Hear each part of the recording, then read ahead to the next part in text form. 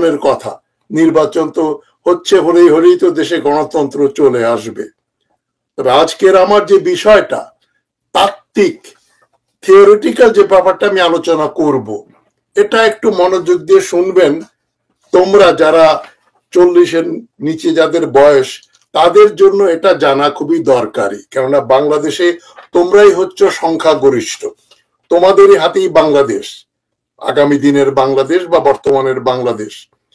সুতরাং গণতন্ত্রকে পশ্চিম জগতে এবং আমাদের দেশেও একটা বিরাট কিছু মনে করা হয় মানব সভ্যতার উৎকর্ষের একটা চরম পর্ব হচ্ছে গণতন্ত্র। সেই গণতন্ত্রই তো আমাদের কাম্য। গণতন্ত্র ছাড়া অন্য কোনো তন্ত্র আমরা চাই না, একদলীয় সরকার বা রাজতন্ত্র ইত্যাদি।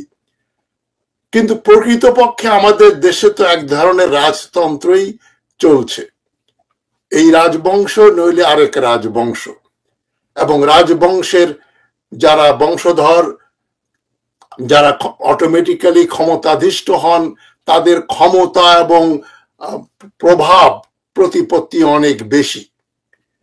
তো আমরা সেদিকে যাওয়ার আগে গণতন্ত্র নিয়ে 1990-এর দশকে যখন সোভিয়েত ইউনিয়ন ভেঙে গেল, যখন পূর্ব ইউরোপীয় কমিউনিস্ট দেশগুলো মোটামুটি কমিউনিজম ত্যাগ করে তারা গণতন্ত্রের পথে চলে আসলো, তখন থেকে আমরা শুনে আসছি ফ্রান্সিস ফুকুয়ামা নামে একজন জাপানি আমেরিকান রাষ্ট্রবিজ্ঞানী, তিনি তো একটা বই লিখে ফেললেন 1990-এর দশকের প্রথমেই, নাম দিলেন দ্য এন্ড অফ হিস্ট্রি, মানে ইতিহাস শেষ হয়ে গেল, এখন সারা পৃথিবীতে গণতন্ত্রের ধারা বইবে, অন্য গণতন্ত্র চলবে না। এই আশাবাদ ব্যক্ত করে ফ্রান্সিস ফুকুয়ামা বই লিখলেন। ওটা অচিরেই ওই তত্ত্বটা মিথ্যা প্রমাণিত হলো। 90-এর দশকে সারা পৃথিবী গণতান্ত্রিক হয়ে গেল না, সোভিয়েত ইউনিয়ন ভেঙে গেল, বাংলাদেশ থেকে এরশাদের উৎখাত হলো 6 ডিসেম্বর 1990। এর মানে এই না যে সারা পৃথিবীতে গণতন্ত্র চলে আসলো। ইতিহাস তার একেবারে শেষ নির্ধারিত স্থানে চলে এসছে, যেটাকে বলা হচ্ছে, ফ্রান্সিস ফুকুয়ামা বলছেন, দ্য এন্ড অফ হিস্ট্রি।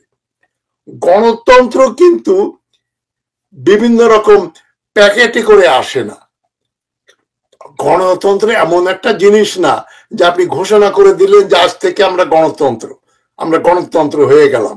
যেমন একজনের নাম দিলেন যে তোমার নাম তাজুল ইসলাম হাশমি, তুমি তাজুল ইসলাম হাশমি হয়ে গেল, তা তো না। গণতন্ত্র একটা পদ্ধতি, এটা ইভলভ করে, ইতিহাসে এর একটা বিবর্তনের মাধ্যমে গণতন্ত্র আসে, একদিনে আসে না। এবং পশ্চিম জগতে যারা যারা গণতান্ত্রিক দেশ বলে পরিচিত, তারা কিন্তু একদিন বা এক বছর কোনো একদিন একটা বিশেষ নির্বাচন করে বলে দেয়া হলো আজ থেকে ব্রিটেন গণতন্ত্র, বা ফ্রান্স আজ থেকে গণতন্ত্র। ফ্রান্সে দেখলাম ফরাসি বিপ্লবের পরেও গণতন্ত্রকে উল্টে পাল্টে রাজতন্ত্র, স্বৈরতন্ত্র আসলো। ফার্স্ট রিপাবলিকের পরে second Republic, third Republic, fourth Republic, এখন ফ্রান্সে যেটা বিরাজমান সেটা হচ্ছে ফিফথ রিপাবলিক। তার মানে ফরাসি বিপ্লবের পরে অন্তত 4 বার গণতন্ত্রকে ভায়োলেট করে স্বৈরতন্ত্র প্রতিষ্ঠিত হয়েছিল। এবং আমরা জানি বিলেতে 1688 সালে একটা রাজতন্ত্রকে নিয়ন্ত্রিত করার একটা আন্দোলন হলো, বিপ্লব হলো, রক্তক্ষয়ী নয়। তারপরে ফরাসি বিপ্লব হলো, আমেরিকান বিপ্লব হলো, এবং গণতন্ত্র সব জায়গায় প্রতিষ্ঠিত হয়ে গেল পশ্চিম জগতে, বেশিরভাগ দেশে। তবে পূর্ব ইউরোপ অন্য ঘটনা ছিল, রাশিয়া, পোল্যান্ড, হাঙ্গেরি, বুলগেরিয়া, ওগুলো এখনো অপেক্ষাকৃত কম গণতান্ত্রিক। এখন বাংলাদেশ কি কোনোদিন গণতান্ত্রিক ছিল? আমরা তো 1000 বছরের বিদেশি শাসন, তার মধ্যে 200 বছরের ব্রিটিশ সাম্রাজ্যবাদী শাসনে আমরা শাসিত হয়েছি, এবং ব্রিটিশরাই কিন্তু প্রথম এখানে এক ধরনের গণতন্ত্র চালু করলো। এটা 1909 সালের দিকে শুরু হলো সেপারেট ইলেক্টরেট দিয়ে, মুসলমানরা মুসলমানদের ভোট দেবে, হিন্দুরা হিন্দুদের ভোট দিবে, যাদের প্রপার্টি কোয়ালিফিকেশন ছিল, যারা জমিদার বড় বড় ব্যবসায়ী কেবল তারাই ভোট দিতে পারতেন। ক্রমান্বয়ে এই ভোটের সাধারণ জনগণের মাঝে ভোট বিস্তৃত হলো এবং 1946 সালে পাকিস্তান হওয়ার আগে নির্বাচন হলো, সেখানে মোটামুটি এক ধরনের গণতান্ত্রিক উপায়ে জনগণ ভোট দিল, এটা বলা যেতে পারে। তারপরে আমরা দেখছি পাকিস্তান আমলেও এ দেশে মানে এক ধরনের গণতন্ত্র ছিল, এটা বলা যায়। যে 1954 সালের যে পূর্ব পাকিস্তানের নির্বাচন হলো, মুসলিম লীগের ভরাডুবি হলো, সেখানে নির্বাচন নিয়ে কিন্তু কোনো প্রশ্ন ওঠেনি। সরকার নির্বাচনে কারচুপি করেছে এই প্রশ্ন ওঠেনি। এমনকি 1970-এর ডিসেম্বরের নির্বাচনেও আওয়ামী লীগ যখন নিরঙ্কুশ সংখ্যাগরিষ্ঠতা পেল, কেউ কিন্তু প্রশ্ন তোলেনি যে পাকিস্তান সরকার নির্বাচনটা সুষ্ঠু করেনি। বাংলাদেশ হবার পরেই আমরা দেখতে পাচ্ছি, যেটা হবার কথা ছিল না, 1973 সালের শেখ মুজিবুর রহমানের নির্বাচন, প্রথম নির্বাচন স্বাধীন বাংলাদেশে, সেটাই প্রশ্নবিদ্ধ হলো, কারণ সে নির্বাচনটা রিগড ইলেকশন হয়েছিল, কারচুপি হয়েছিল প্রচন্ড। যদিও আওয়ামী লীগ সেখানে সংখ্যাগরিষ্ঠতা পেত, কিন্তু শেখ মুজিবুর রহমান ও তার লোকজন কারচুপি করে আওয়ামী লীগের বিজয়ের ভাগটা অনেক বড় করে দিল। এই যে নির্বাচন পদ্ধতি নিয়ে প্রশ্ন উঠল, গণতন্ত্র পদ্ধতিটা থেমে গেল। সেই বাংলাদেশে এখন হঠাৎ করে হাসিনা যাবার পরেই একটা সরকার, ইউনূস সরকার এসছে, তারা বিভিন্ন রকম সংস্কার করবে, সংস্কার করে নির্বাচন করলেই বাংলাদেশে গণতন্ত্র চলে আসবে। আমি এই তত্ত্বের বিরুদ্ধে আজকের কথাগুলো বলছি। বাংলাদেশে 1971-এর পরে ক্ষণস্থায়ীভাবে কিছুদিন জিয়াউর রহমানের আমলে এক ধরনের গণতন্ত্র ছিল। তারপরে খালেদা জিয়ার টার্মে, প্রথম টার্মে বলা যেতে পারে কিছুটা হলেও গণতান্ত্রিক ছিল। এর আগে বা পরে বাংলাদেশে কোনোদিন একদিনের জন্য গণতন্ত্র ছিল না। এটা এক ধরনের রাজতন্ত্র, পরিবারতন্ত্র, যেখানে ফরিদ জাকারিয়া, ইন্ডিয়ান আমেরিকান একজন পলিটিক্যাল সায়েন্টিস্ট, রাষ্ট্রবিজ্ঞানী, যিনি সিএনএন প্রতি রবিবারে তার আমরা অনুষ্ঠান করতে শুনি, ফরিদ জাকারিয়া একটা বইতে বলেছিলেন ইলিবারাল ডেমোক্রেসি। উনি বলেছেন যে ডেমোক্রেসি দুই রকমের, একটা হচ্ছে লিবারাল ডেমোক্রেসি আর একটা ইলিবারাল ডেমোক্রেসি। একটা হচ্ছে মোটামুটি সহনশীল সিভিল সোসাইটি নির্বাচন করে, সেই সমাজের লোকগুলো মানে উদার, লিবারাল। এবং ফরিদ জাকারিয়া কন্ডিশন দিয়ে দিচ্ছেন যে একটা অনুদার সোসাইটি, ইলিবারাল সোসাইটি কোনোদিনও লিবারাল ডেমোক্রেসি আনতে পারে না। এই তত্ত্বটা মোটামুটি প্রতিষ্ঠিত। আমি ফরিদ জাকারিয়ার সঙ্গে একমত পোষণ করেই বলছি। তাই বাংলাদেশে যেহেতু আমি, আপনি, আমরা সবাই, আমরা কিন্তু কেউই ব্যক্তিগত জীবনে, পরিবারে, ওই মহল্লায়, গ্রামে, কেউই কোনো ব্যাপারে আমরা গণতন্ত্রে বিশ্বাস করি না। আমি বলে দিয়েছি, আমি মাতব্বর, আমি বয়োজ্যেষ্ঠ, বা আমার বেশি টাকা আছে, আমার বেশি লাঠিয়াল আছে, গুন্ডা পান্ডা আছে, আমার কথাই আইন, আমি যেটা বলবো সেটাই হবে, বা প্রভাবশালী ব্যক্তিরা যেটা বলবেন সেটাই হবে। এটাই হচ্ছে বাংলাদেশের সংস্কৃতি। পাকিস্তানেরও তাই। ভারতে কিছুটা হলেও এর একটু ব্যতিক্রম আছে। ভারত, শ্রীলঙ্কা, নেপাল, তারা ক্রমান্বয়ে গণতান্ত্রিক হচ্ছে, আর বাংলাদেশ, পাকিস্তান গণতন্ত্রকে জলাঞ্জলি দিয়ে এক ধরনের স্বৈর শাসনের দিকে যাচ্ছে। আমাদের সংস্কৃতির ভেতরেই ওইটা অনুপ্রবিষ্ট। আপনার কথার সঙ্গে আমি দ্বিমত পোষণ করলেই আপনি আমাকে মারতে আসবেন, বা আমি আপনাকে মারতে যাব। এই যে গায়ের জোর ব্যবহার করার যে সংস্কৃতি, ওইটা লিবারাল সোসাইটিতে হয় না। সুতরাং সমাজ যতদিন অনুদার থাকবে ততদিন একটা উদার গণতন্ত্র আসবে, এটা চিন্তা করা যায় না। তাই Pakistan, Afghanistan, Iran, Saudi Arabia, Sudan, মিশর এবং যতগুলো মুসলিম সংখ্যাগরিষ্ঠ দেশ আছে তাদের কোথাও গণতন্ত্র বলে কোনো কিছু নেই। তুরস্ককে, ইন্দোনেশিয়া, তুরস্ক, মালয়েশিয়া এবং তিউনিসিয়া লিমিটেড অর্থে তারা গণতান্ত্রিক বলে আমরা মনে করতে পারি। এছাড়া 4টা মুসলিম দেশ, তুরস্ক, ইন্দোনেশিয়া, মালয়েশিয়া এবং তিউনিসিয়া ছাড়া পৃথিবীর কোন মুসলিম মেজরিটি দেশে গণতন্ত্র নেই। তো বাংলাদেশ এমনকি আমরা অর্জন করলাম ব্যতিক্রমী যে বাংলাদেশে মানে আমরা ইরান, সৌদি আরব বা আফগানিস্তান বা পাকিস্তানের মতো হব না, আমরা তুরস্কের মতো বা ইন্দোনেশিয়া, মালয়েশিয়ার মতো গণতান্ত্রিক হব মোটামুটি, এটা নির্ধারিত নয়। মানে হাসিনা চলে গেল, এখন নির্বাচন হলেই গণতন্ত্র হয়ে যাবে। আজকের কথার সারমর্ম যেটা আমি বলতে যাচ্ছি, আগামী 10-20 বছরেও বাংলাদেশে গণতন্ত্র আসবে না, এবং 10-20 বছরেও যদি আমরা কোনো ইনস্টিটিউশনাল পরিবর্তন না করতে পারি। গণতন্ত্র একটা ইনস্টিটিউশন, এটা একটা মানে মানুষের সংস্কৃতির চর্চার ফলে এক ধরনের মনোভাব যে আমরা সংখ্যাগরিষ্ঠ যেটা বলবে সেটা শুনবো। আমাদের কালচারে সংখ্যাগরিষ্ঠ বললেই কাজ হয় না, 1জন 2জন 5জন মিলে ওটা ভেঙে দিতে পারে। সুতরাং এবং গণতান্ত্রিক ভাবে আমাদের নমিনেশন গুলো দেয়া হয় না, কোন দলের ভিতরে গণতন্ত্র নেই। বিএনপি বলেন, আওয়ামী লীগ বলেন, যে কোনো দল বলেন, তাদের হচ্ছে নেতা যেটা বলছে, নেতা বলে দিয়েছেন উনি জয়েন্ট সেক্রেটারি, নেতা বলে দিয়েছেন উনি ভাইস প্রেসিডেন্ট হবেন। সাধারণ জনগণের, সাধারণ মেম্বারদের ভোটাভুটির কোনো অবকাশ নেই। সেদিক দিয়ে বাংলাদেশের চাইতে কিন্তু কমিউনিস্ট চায়না, চীন কিন্তু অনেক বেশি গণতান্ত্রিক। সেখানে পার্টির পলিট ব্যুরোর পার্টির মিটিং হয়, মিটিং এ সংখ্যাগরিষ্ঠরা যাকে চেয়ারম্যান বা যাকে কোনো পদে নির্বাচিত করে তিনি নির্বাচিত হন।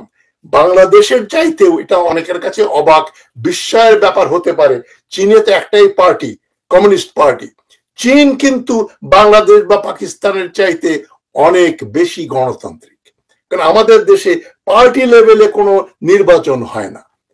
মানে নাম বলবো না, এই যে বিভিন্ন রাজ পরিবার গুলো আছে, আমাদের পরিবারের প্রধান যাকে ঠিক করবেন তিনি সেক্রেটারি জেনারেল হবেন, এটা নিয়ে কোনো কথা বলা যাবে না, এটা নিয়ে দলের ভিতরে কোনো ভোটাভুটি হবে না, হয় না। সুতরাং বাংলাদেশের রাজনৈতিক দলের ভিতরেই নির্বাচন নাই, গণতন্ত্র নাই। তারা নির্বাচিত হয়ে ক্ষমতায় বসে গণতন্ত্র আনবে, এটা কি করে হয়?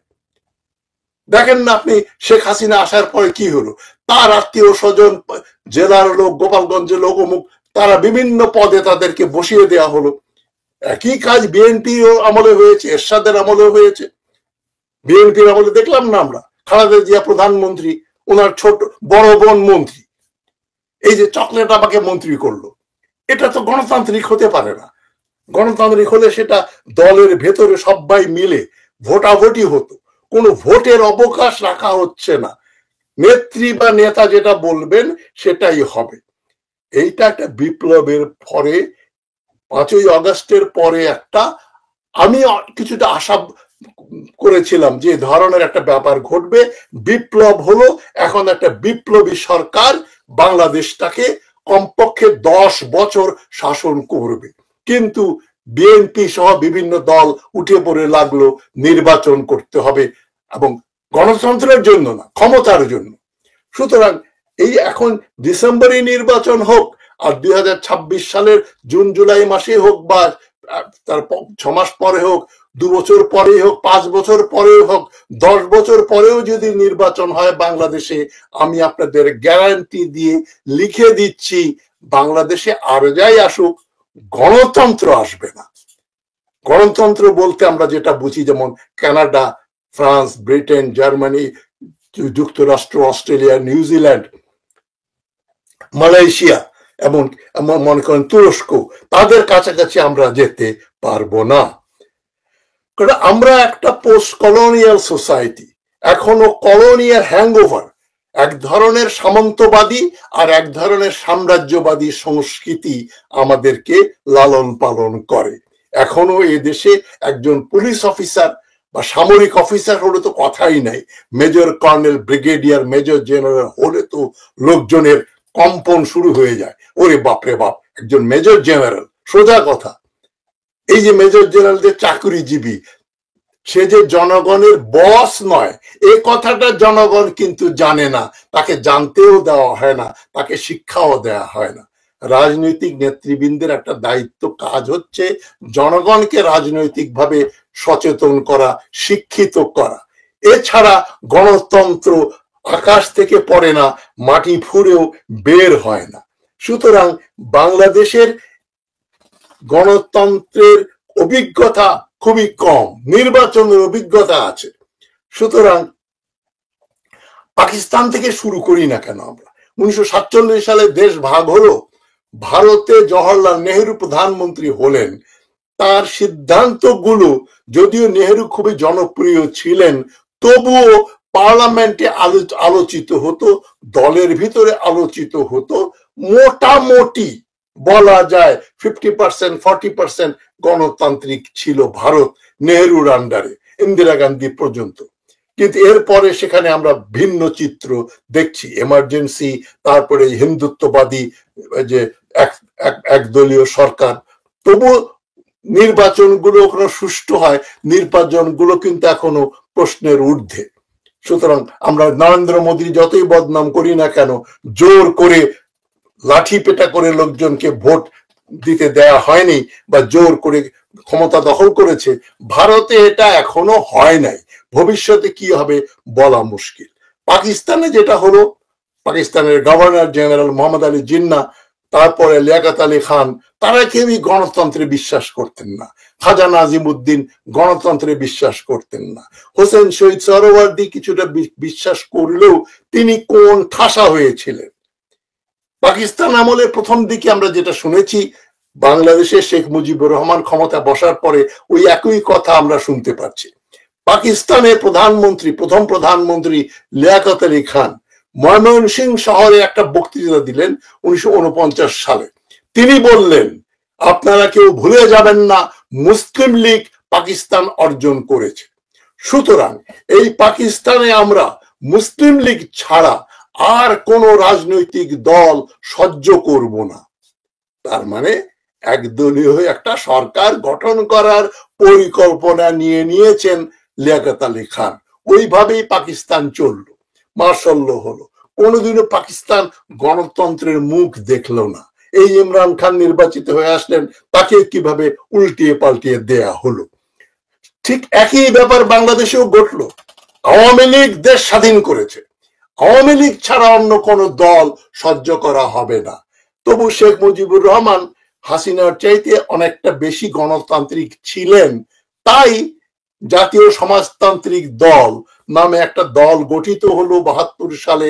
তারা সভা সমিতি করলো এবং সেই সভায় যে বক্তৃতাগুলো হতো, আমার শোনার সৌভাগ্য হয়েছে। আমি যে জন্য বলছি শেখ মুজিবুর রহমান হাসিনার চাইতে অনেক বেশি গণতান্ত্রিক ছিলেন, প্রমাণ এক সভায় আসম আব্দুর রব, জাসদের সেক্রেটারি জেনারেল, সাধারণ সম্পাদক, তিনি কি বলেছিলেন? তিনি বলেছিলেন, শেখ মুজিবুর রহমান, তোমার চামড়া দিয়ে জুতা বানিয়ে পড়ব, তোমার চামড়া দিয়ে জুতা বানাবো। আরেক বক্তৃতায় হাসিনার প্রাক্তন মন্ত্রী প্রয়াত মতিয়া চৌধুরী বলেছিলেন, শেখ মুজিবুর রহমান, তোমার গায়ের চামড়া দিয়ে ডুগডুগি বাজাবো। আসম আব্দুর রবের কিছু হয়নি, মতিয়া চৌধুরীরও কিছু হয়নি। মানে গণতন্ত্রের প্রতি শেখ মুজিবুর রহমানের কিছুটা হলেও মানে বিশ্বাস ছিল, বা পরিবেশ এমন ছিল। তার দল এবং রাষ্ট্রটা গণতন্ত্রের জন্যই তো বাংলাদেশ হলো। পাকিস্তান সরকার পূর্ব পাকিস্তানের মেজরিটি লোকের গণতান্ত্রিক অধিকারকে লঙ্ঘন করলো বলেই তো বাংলাদেশ। সুতরাং বাংলাদেশের জন্মের জন্য কিন্তু গণতন্ত্রটাই ছিল বড় প্রেরণা। কিন্তু কালক্রমে দেখা গেল ওই শেখ মুজিবুর রহমানই কিন্তু আবার একদলীয় বাকশাল করে গণতন্ত্রের কবর রচিত করলেন। সুতরাং বাংলাদেশে গণতন্ত্র নিয়ে এক্সপেরিমেন্ট হয়েছে, সম্ভাবনা ছিল, ওই সম্ভাবনা শেষ হয়ে গেল 1975 সালে। তারপরে আমরা ইতিহাস আলোচনা করব না, তবে সবচেয়ে আশ্চর্যের ব্যাপার, সেনানিবাস থেকে আসা জেনারেল জিয়াউর রহমান যতগুলো সিভিলিয়ান ছিলেন তাদের চাইতে উনি ছিলেন অনেক ঢের বেশি গণতান্ত্রিক। তার আমলেই বাংলাদেশে এক ধরনের গণতান্ত্রিক শাসন ব্যবস্থা চালু হয়েছিল। কিন্তু সমাজের সর্বস্তরে, বিশেষ করে সেনাবাহিনী, ব্যুরোক্রেসি, পুলিশ, তারা এই গণতন্ত্রের সঙ্গে তাদের মনোভাব যায় না, তারা গণতন্ত্র পছন্দ করেন না। সেজন্যই তারা গণতন্ত্র ভেঙে দিয়ে এক ধরনের স্বৈরতন্ত্র চালু করে দিলেন। গণতন্ত্রের পূর্ব শর্ত আরেকটা হচ্ছে সেকুলারিজম, বাংলাদেশে ধর্মনিরপেক্ষতা। শেখ মুজিবুর রহমানের আমলে এই নামে যে ধর্মনিরপেক্ষতার যে অপব্যবহার করা হলো, ফলে জনগণের ভেতরে একটা ভয়, আশঙ্কা, ঘৃণা কাজ করে। মানে সেকুলারিজম হচ্ছে একটা 4 লেটার ওয়ার্ড, এটা একটা অশ্লীল শব্দ। বাংলাদেশে তারা বলবেন ধর্ম, যেহেতু আমরা মেজরিটি মুসলমান, আমাদের ইসলামিক শাসন ব্যবস্থা থাকবে। সেটা কি জিনিস? আপনি 50 জন উলামাকে নিয়ে এসে যদি 1 বছর ডিবেট করেন, তারপরেও তারা কোনো সিদ্ধান্তে আসতে পারবে না। মানে কে মুসলমান, এই সিদ্ধান্ত আসতে পারলো না পাকিস্তানের সমস্ত উলামা। 1953 সালে যখন আহমদিয়া কমিউনিটি, কাদিয়ারিদেরকে বলা হলো যে তারা অমুসলিম, তখন কে মুসলিম আর কে অমুসলিম, এইটা নিয়েই মুনির কমিশন রিপোর্টে আপনারা দেখবেন পাকিস্তানের মৌলানা সাহেবরা একমত হতে পারলেন না। সুতরাং কোন ইসলাম আনবেন? কার ইসলাম? শরিয়া ভিত্তিক? কোন শরিয়া? হানাফি না শাফি নাকি আহলে হাদিস? সুতরাং এই যারা মনে করেন খেলাফত আসবে, খেলাফত তো হযরত আলীর সঙ্গেই শেষ হয়ে গেল। তারপরে রাজতন্ত্র। যতদিন তথাকথিত ইসলামিক শাসন টিকে ছিল, পুরোটাই ছিল স্বৈরতান্ত্রিক রাজতান্ত্রিক। মাত্র 29 বছর, রাসূলুল্লাহর ইন্তেকালের মাত্র 29 বছর পর্যন্ত এক ধরনের গণতান্ত্রিক, সেই যুগের জন্য যেটা বলা যায় লিমিটেড সেন্সে, একটা খেলাফত ছিল। তারপরে তো সব স্বৈর শাসন, রাজতন্ত্র, আমির যেটা বলবেন সেটাই আইন। সুতরাং এই যে রাষ্ট্রধর্ম ইসলাম, এটা তো গণতন্ত্র পরিপন্থী। আমি এগুলো বলছি, আমি তো আমার জনপ্রিয়তা বাড়ানোর জন্য কথা বলি না। ইউটিউবে আমার ভিউইং বাড়বে, আমি বেশি আয় করব, সেজন্য তো আমি অনুষ্ঠান করি না। আপনারা জানেন আমি জনপ্রিয় নয়, অজনপ্রিয়, স্পষ্ট, যেগুলো শুনতে ভালো লাগে না, অপ্রিয় সত্য কথা আমি বলে ফেলি। সুতরাং ইসলামিক স্টেট, এরশাদের মতো লোক, আপনারা কি মনে করেন ইসলামের প্রতি তার প্রীতি ছিল? সে এটা করলো, তার পপুলারিটি বাড়বে, সবাই মনে করলো এই তো একজন এমন শাসক এসছে যিনি রাষ্ট্রধর্ম ইসলাম করেছেন। মোল্লা এবং তার অনুসারীদের তারা বেশি কিছু চায় না, আপনি একটু হজ করে আসবেন। এরশাদ তো প্রায় বলতেন আমাকে আলহাজ বলবেন, তাহলে আমি খুব মনে শক্তি পাই। এতেই সাধারণ মুসলমান খুশি, এরশাদ সাহেব হজ করে এসছে, তিনি দেশে ইসলামিক রাষ্ট্রধর্ম বানিয়ে দিয়েছে, আর যায় কোথায়? সুতরাং আপনি একটা দেশে যেখানে মুসলমান ছাড়াও অন্য ধর্মের লোকজন থাকে, সেখানে আপনি ইসলামিক স্টেট বলা মানে হিন্দু, বৌদ্ধ, খ্রিস্টান, নাস্তিক, তারা কোথায় যাবে? তাদেরকে জোর করে আপনি মুসলমান বানিয়ে ফেলবেন? এটা তো ইসলামের শিক্ষা নয় এবং গণতন্ত্রের শিক্ষাও নয়। তো ওইটা অনইসলামিক এবং অগণতান্ত্রিক রাষ্ট্রধর্ম। রাষ্ট্রের কোনো ধর্ম থাকতে পারে না, জনগণের ধর্ম থাকবে, এবং ধর্মের সঙ্গে তার রাজনীতির কোনো সম্পর্ক থাকবে না। তার আচার আচরণ, ধর্ম হচ্ছে তার সঙ্গে আল্লাহর সম্পর্ক। যারা বিশ্বাস করে, যারা বিশ্বাস করে না তাদের কি করবেন? আপনি যেভাবে বিশ্বাস করেন হিন্দুরা সেভাবে বিশ্বাস করে না, তাকে আপনি কিভাবে ইসলামিক রাষ্ট্রের একটা সিটিজেনশিপ দেবেন বা তাকে 2 নম্বর সিটিজেন বানিয়ে রাখবেন, জিম্মি বানিয়ে রাখবেন? এটা ইসলাম শিক্ষা দেয় না। হযরত আলী পর্যন্ত ওই জিনিসটা ছিল না। এই জিম্মি টিম্মি পরে এসছে।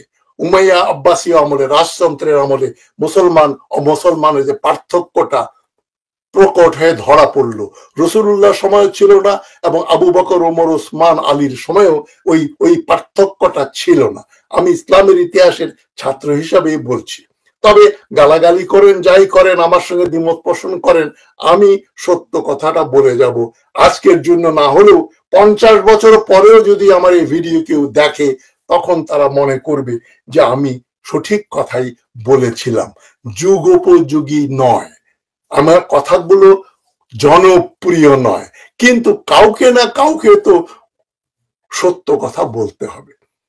জনপ্রিয় নয়, তবে সত্য কথা, করণীয়, সেটা বলতে হবে। আমি সে কথাই আপনাদের বলছি। এই সিরিজ আমি বলতে যাচ্ছি বাংলাদেশে কি হতে যাচ্ছে। কালকে আমি যেটা আলোচনা করলাম, এতগুলো সংস্কার কমিটি হয়েছে, সংস্কার কমিটি আমাদের সংবিধান থেকে শুরু করে সবকিছু সংস্কার করে তারপর নির্বাচন করবে।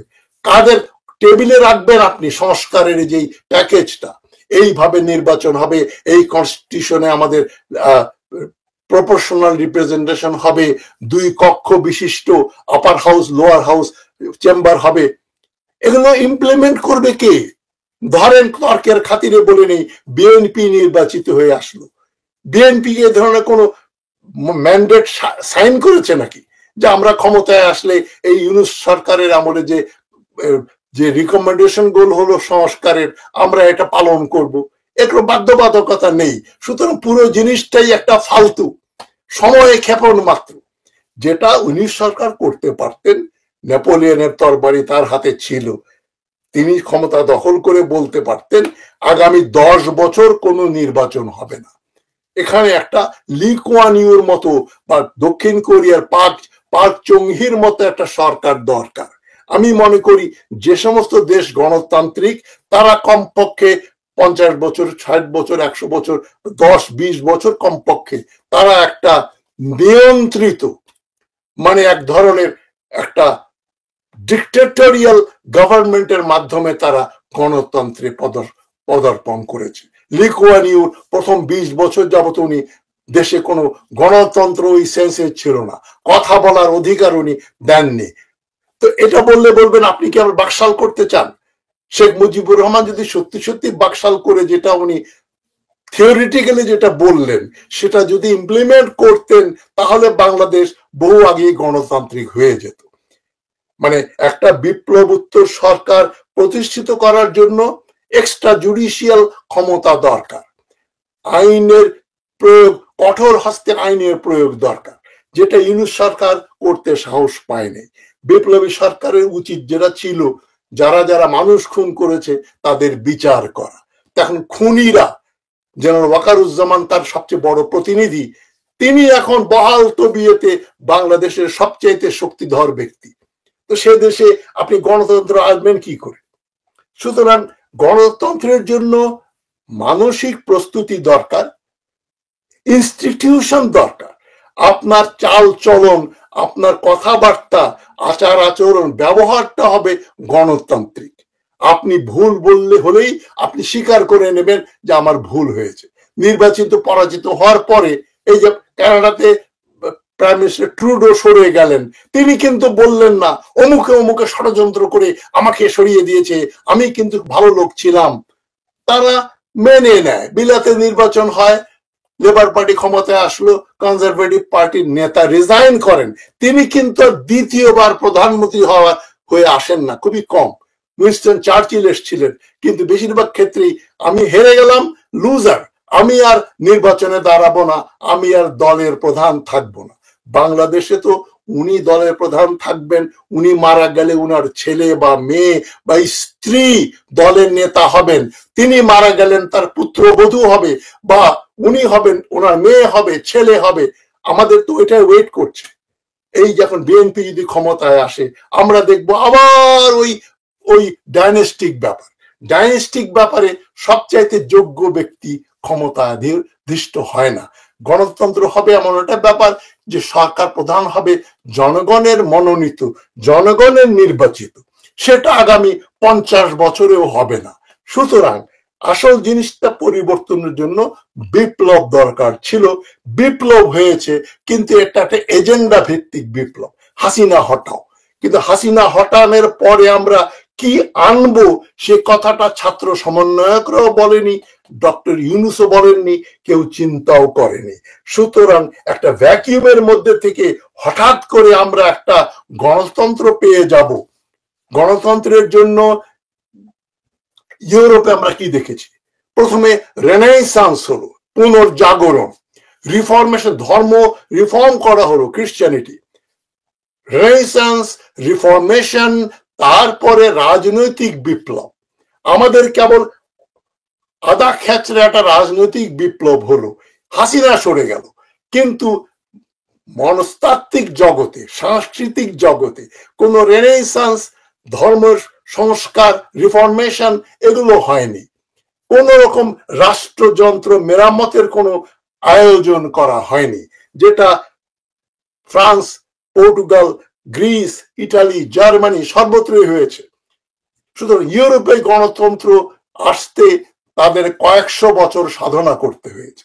এবং আমরা 47 সালে স্বাধীন হয়ে গেলাম, বলা হলো গণতান্ত্রিক, তারপরে সরকার গণতন্ত্রে বিশ্বাস করতো না, বাংলাদেশ হবার পরেও তাই, আমরা গণতান্ত্রিক প্রজাতন্ত্র হয়ে গেলাম।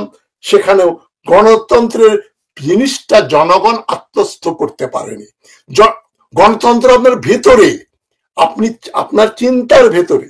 এই যে আপনি একটা লোককে ধাম করে মার লাগিয়ে দেবেন, পকেট মার ধরলে পেটাবেন, এটা গণতান্ত্রিক কালচার নয়। অপছন্দ হলেই ওই বেটাকে মার, ধরে ফেল, তসলিমা নাসরিন দেশ থেকে বের করে দে, এটা গণতান্ত্রিক না। আমি তসলিমা নাসরিনের ফ্যান নই, কিন্তু তার সঙ্গে যেটা ব্যবহারটা হয়েছে ওইটা অগণতান্ত্রিক, ইলিবারাল। এটা বললে আবার অনেকে মারতে আসবে, হ্যাঁ ডক্টর হাশমি তসলিমা নাসরিনের দালাল। আমি কারো দালাল নই, আমি প্রক্রিয়াটার কথাটা বলছি। ওই প্রক্রিয়াটা অগণতান্ত্রিক। আমি একটা বই লিখলাম, সঙ্গে সঙ্গে বলে বাজেয়াপ্ত করে ফেলো, এইটা গণতান্ত্রিক কালচার না। আমার কথা বলার অধিকার আছে। একটা কিছু হলেই আমার আমার ধর্মের অনুভূতিতে আঘাত দেওয়া হয়েছে, তাকে ফাঁসি দিয়ে দাও, এইটা কি ধরনের কথা? ইসলামের কথাও না, গণতন্ত্রের কথাও না। গণতন্ত্র আসার জন্য যে স্টেজগুলো দরকার, আমাদের এখনো রেনেসান্স হয়নি, রিফর্মেশনও হয়নি। মানে আমরা মুক্ত চিন্তা করতে এখনো, মুক্ত চিন্তা কি জিনিস সেটাই জানি না। মুক্ত চিন্তা করব, তারপরে ভুল হোক বা সুষ্ঠু হোক, মেজরিটি যেটা বলবে সেটাকে মেনে নেব। এই বিভিন্ন স্টেজের মাধ্যমে যেতে হয়। যেমন ইউরোপে, আমি শেষ করছি এই কথাটা বলেই, যে ইংল্যান্ডে মনে করেন এই 1700 দশকে ক্রমওয়েল, জেনারেল ক্রমওয়েল ক্ষমতায় আসলেন, রাজা প্রথম চার্লসকে হত্যা করা হলো। ওই ঘটনা বিলাতে ঘটেছিল 400 বছর আগে, পাকিস্তানে সেই দিন ঘটলো। জেনারেল জিয়াউল হক ভুট্টোকে সরিয়ে 1977 সালে ক্ষমতা গ্রহণ করলো। 79 সালে 4 এপ্রিল জুলফিকার আলী ভুট্টোকে ফাঁসি দিয়ে দেওয়া হলো। মানে বিলাতে 400 বছর আগে যেটা হতো আমাদের দেশে সেটা হয়। বিলাতে 400 বছর আগে প্রকাশ্যে যারা মানে উইচ, জাদুকর, মানে ওই ধরনের মহিলা, তাদের বা পুরুষ যারা জাদু টোনা করে, উইচ, তাদেরকে আগুনে পুড়িয়ে মেরে ফেলা হতো, প্রকাশ্যে হত্যা করা হতো, যেটা সৌদি আরবে এখনো হয়। আপনার খুনি ধর্ষক ধরা পড়লে তাকে জনগণের সামনে তরবারি দিয়ে তার গলা কেটে ফেলা হয়। এটা বাংলাদেশে অনেকেই বলে এটা করা উচিত। এটা কোনো সিভিলাইজড বিহেভিয়ার না, এটা ইলিবারাল একটা অ্যাক্ট। আমরা মনে প্রাণে এখনো লিবারাল হইনি। এই ধরনের মার দেয়া দরকার।